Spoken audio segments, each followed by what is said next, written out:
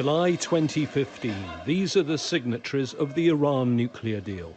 5 years on, of the 8 top officials, only the foreign ministers of Iran, Russia and China. 2015. These are the signatories of the Iran nuclear deal.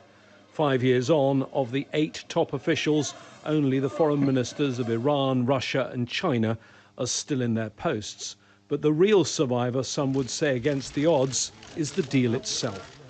It was the culmination of years of negotiation, and the final round of talks in a July heatwave in Vienna was intense and difficult. The key participants only glimpsed briefly between meetings. Are you confident you can get a deal, Mr. Zarif? I have to be hopeful. I have to be hopeful, were his words before returning to the talks, in which, according to a number of accounts, the French took the toughest line with Iran. Their chief negotiator at the time was Ambassador Nicolas de Rivière. Ambassador, if you look at it now, do you think you could have got a better deal? At a certain point, this is always like that in a negotiation. You have the feeling that you have reached an agreement, and if you don't, you have a choice. Either take the agreement or fail.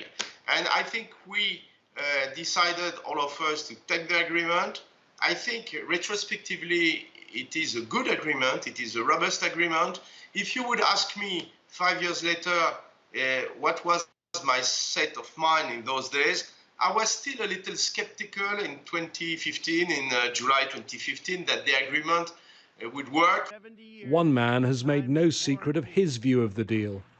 The Iran deal was one of the worst and most one-sided transactions the United States has ever entered into.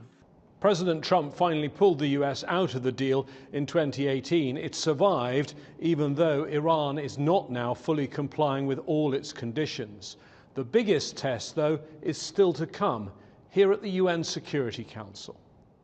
US Ambassador to the UN, Kelly Craft, wants the Security Council to extend the arms embargo on Iran that expires later this year. If she doesn't get her way, she's threatening to use the nuclear deal's most draconian clause, what's known as snapback, triggering the return of all international sanctions on Iran.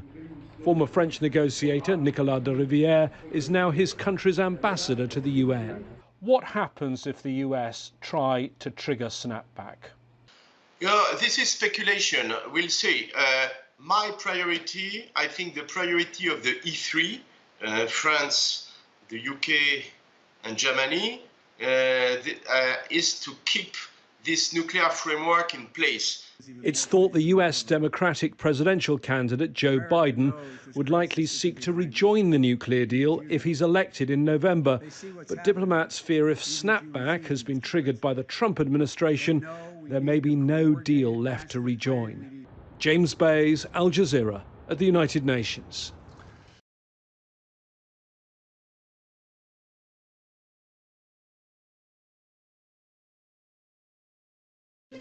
Iran has reached a historic agreement with major world powers over its nuclear program.